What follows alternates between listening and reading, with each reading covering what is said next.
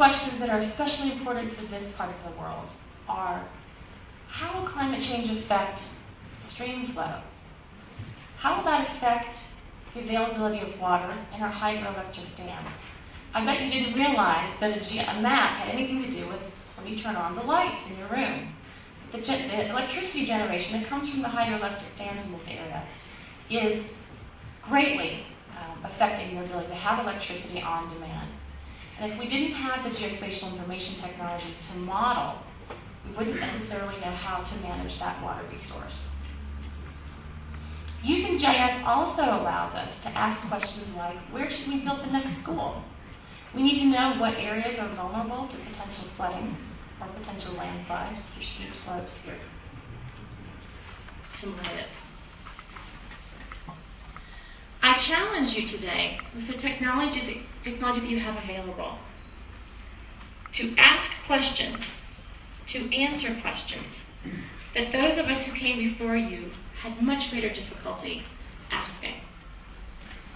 I challenge you to not just look at maps the week here in Bhutan, and I especially look forward to some of the answers that your generation will help to come up with to address some of the most challenging issues of our time, climate change. Thank you very much.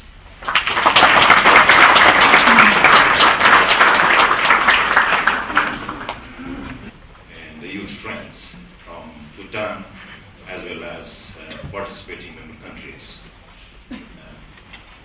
I also would like to recognize here Professor Bruno Messerli, one of the most towering figure advocating mountain development all around the world. And I would like to recognize the presence of Professor Bruno Messerli. Can I have the...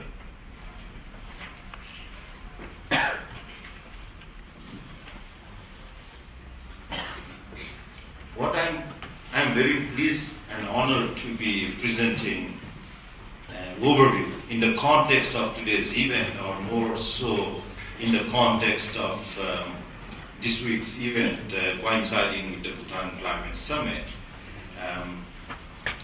Earth observation and climate change. I think this is gaining enormous momentum in terms of utilizing Earth observation in enhancing our understanding about the climate change. At the same time, we are also looking at Earth observation and climate change from the perspective of the mountain context, mountain development context. That's where the ICIMOD comes from. And I'm very pleased to have such a number of you colleagues, in a sense that these are also meaning that there are new technologies that are emerging. So this whole week effort is also to equip young generation the kind of technology and the kind of tools in order to understand the daunting challenge of climate change. I would like to introduce my institution, ICIMOD, by simply showing this slide. And just would like to underscore saying that this is a knowledge development center, and one of the chief commodity that we deal is information and knowledge, which is very, very vital in today's world in terms of dealing with any issues, and more so from the environmental challenges. Now, we all know climate change is happening, and also we all hear about the climate change impact on the Himalayan region, creating enormous pressure on this beautiful landscape, creating very high demand on some of the natural resources, natural heritage, natural resources in the sense that water, energy, food, biodiversity.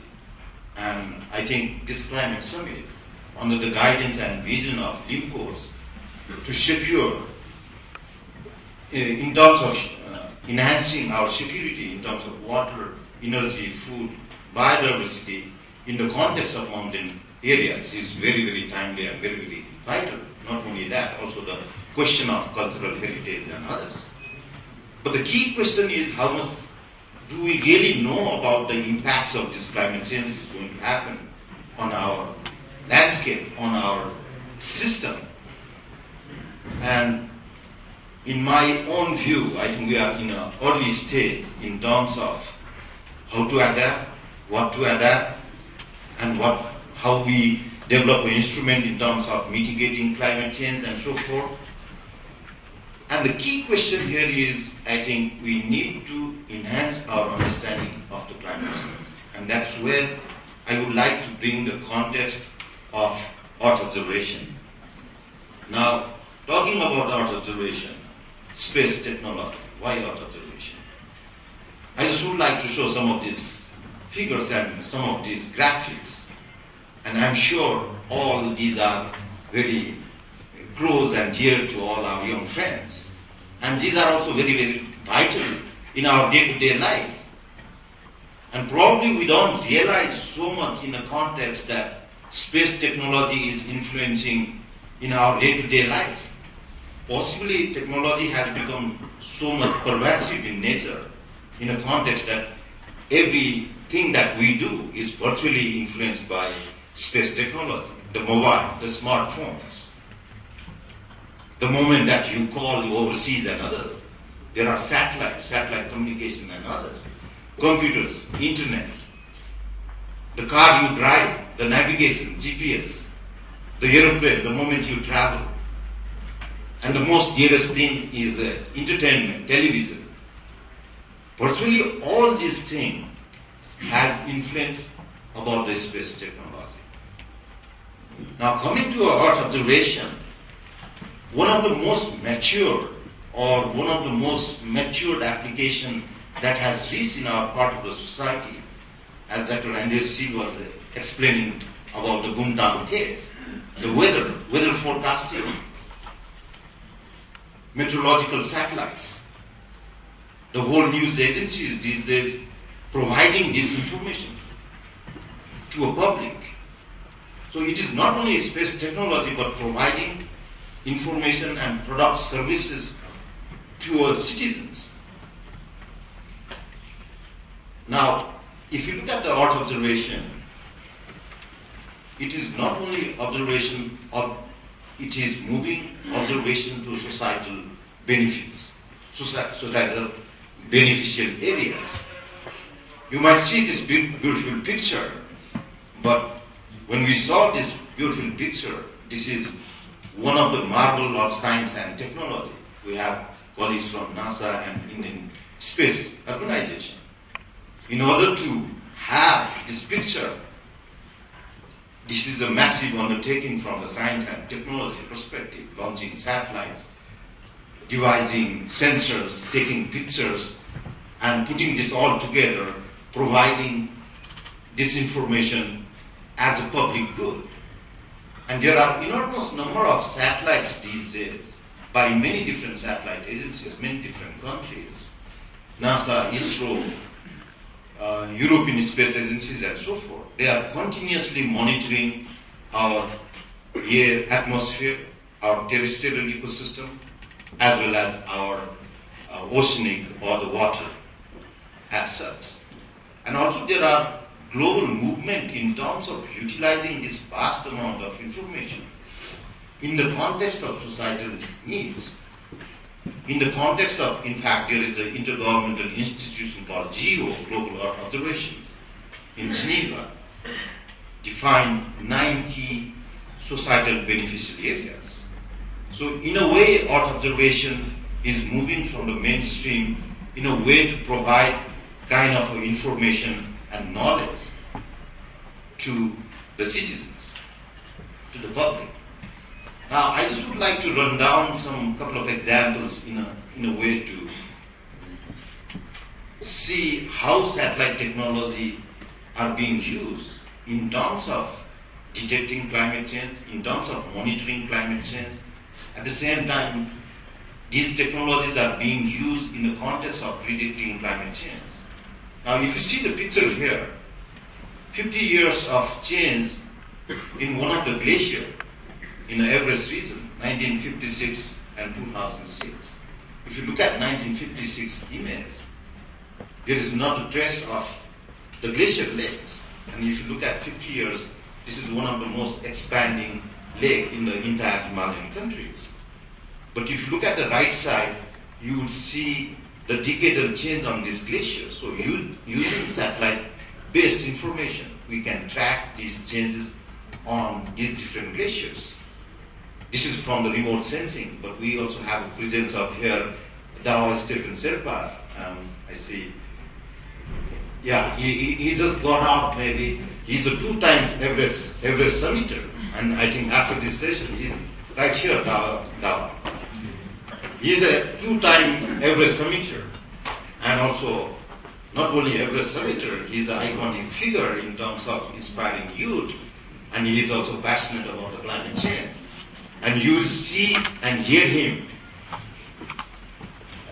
the first-hand experience about the melting glaciers on the Everest region after this session. As I was landing in Thimphu on 12th November, Kun said online, headline, saying that it is about, in a Lunana complex, one of the mitigation projects of the glacier lakes. And it was a headline that was for our daily sustenance in terms of urban use, water drinking, irrigation, hydropower, tourism, and others. On the other hand, sometimes we have floods too. So, so what are the impacts of the climate change? If we see the rapid melting of glaciers, if we see the dynamics of the snow cover, and if we see the precipitation and weather change, what would be an implication on these water resources? That is there. Is on the water security, ensuring water security. So Hindu-Kush Himalayan region, in other words, in a very layman term, my young friends, largest infrastructure in the world for water storage. If you like, this would be a nature's waterhouse. But what is happening here in the context of climate change, increasing temperature, we are seeing, and we need to enhance this understanding. And the remote sensing is one of the means that provides this instrument. And I think the younger generation, for instance, the other, we are aiming to launch this tomorrow, land cover, utilizing remote sensing in 1990s system, so that one can access this information through the internet and see how the forest cover is changing in any given areas in Bhutan over the last 3 decades and so forth. How remote sensing can aid in terms of understanding our complex environmental challenges and finding solutions. Assessing biodiversity, looking at the Fujica Valley, utilizing very high resolution satellite imageries in terms of habitat suitability, habitat mapping, suitability analysis, and black-necked crane is one of the key species there. So we are trying to understand and gain understanding about the Fujica wetland ecosystem utilizing satellite imageries. Having said this, it is not only from the remote sensing, but trying to integrate with the local. 18th September earthquake, Sikkim earthquake. This part of the region we are all well shaken.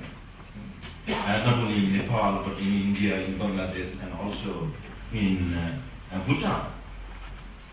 And satellite-based remote sensing is being used in a huge extent, this sort of system. For instance, other kinds of natural disasters like floods and others. And if you see this, and one of the damage in the Kathmandu Valley, but more importantly, I would like to bring the notion here, the kind of a power of a using mobile devices